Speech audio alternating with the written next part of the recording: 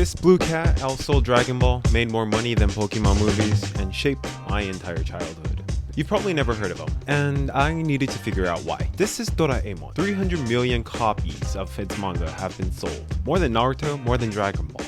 It's literally the highest grossing film franchise in Japanese history. Japanese government made him the official anime ambassador, but in America, he's a ghost.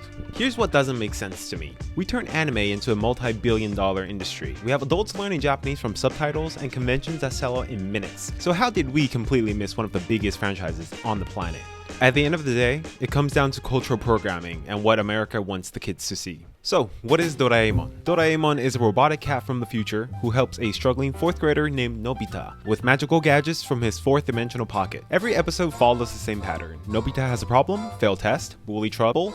He begs Doraemon for help. Doraemon reluctantly gives him a gadget with a warning. Nobita misuses it, everything backfires, and he learns that shortcuts make long journeys. It's Buddhist philosophy for children, wrapped in comedy. While American superheroes were punching through walls, Doraemon was teaching kids that actions have consequences, and hard work beats magic gadgets. Creator Fujiko F. Fujio called it Skoshi Fishigi, a little wonder. Not saving the universe or becoming the strongest fighter, just a little bit of magic in everyday life. So why did it work in Asia? Doraemon launched in 1970s Japan during the economic booms. Families were moving to cities, kids were under intense pressure to study, and test scores literally determined their entire future. So Japanese kids watching Nobita fail his exams weren't just seeing a cartoon character, they were seeing themselves. And when Nobita's mom scolded him about grades, it sounded exactly like their moms. So Doraemon was their daily life with just enough magic to make it bearable. And Asian parents loved it because unlike other cartoons, Doraemon actually reinforced their values. Study hard, respect your elders, face consequences for your actions. Doraemon is very Japanese. The characters all bow, they sit on tatami mats, and they eat traditional food.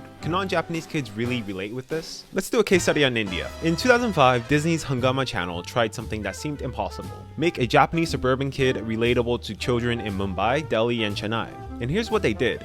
They kept everything Japanese. Nobita stayed Nobita. The setting stayed Tokyo, the culture stayed intact. They just rewrote some jokes to land in Hindi and called dorayaki doracakes. The result? By 2010, Doraemon was pulling in 5.4 million views per episode. It was the highest rated kids show in Indian television history. India proved something really crucial here. Kids don't need foreign content to be sanitized. They're smart enough to enjoy stories from other cultures as long as they speak to their emotions. Let's move on to America.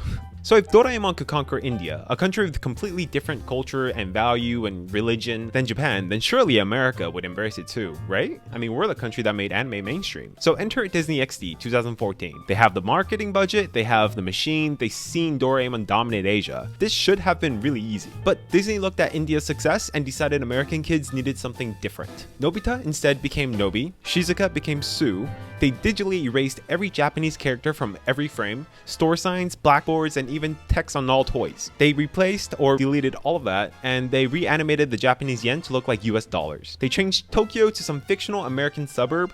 Dorayaki became yummy buns. Disney didn't localize Doraemon. They performed cultural surgery on him. They removed his identity, his warmth, his soul, and then wondered why nobody cared about this empty shell that they created. The result? Well, complete failure. Not a slow decline, just gone. And here's the thing that really makes me angry. Disney had the Indian success story right there. They had proof that cultural authenticity worked, and they looked at all of that data and decided American kids were too close-minded for authentic Japanese content. But honestly, if Disney had done it right, Doraemon still probably wouldn't have become a mainstream hit in America. Because kids in 2014 wanted progressions. They wanted levels and evolution like Pokemon. They wanted continuity. Adventure Time had mystery that built episode to episode. They wanted competition and power scaling.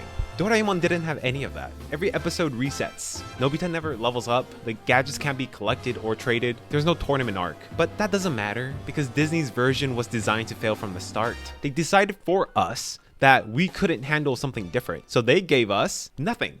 I grew up with both American cartoons and Doraemon. I laughed at SpongeBob, collected Pokemon cards, watched Disney Channel, but Doraemon taught me something completely different from all of those other shows. So I was a quiet kid who spent a lot of time in my own head, and every afternoon I watched this boy who was also struggling, also failing, and also lonely sometimes. But he had Doraemon who never gave up on him. Doraemon gave me permission that American cartoons never did, to be completely average and still be the main character of my own story. He taught me that problems are puzzles rules, that friendship is patient, and that a little wonder is enough. And this isn't just about one blue cat. It's about what happens when American gatekeepers decide what culture you're allowed to experience. Disney's decision didn't just rob American kids of Doraemon. It set a precedent for sanitizing everything foreign until it's meaningless and uncanny. Every time they remove the foreign parts, they're telling you that your curiosity about other worlds does not matter. That you're too narrow-minded to appreciate something beautiful just because it's different. How many other stories are we filtering out because some executive who is completely tone deaf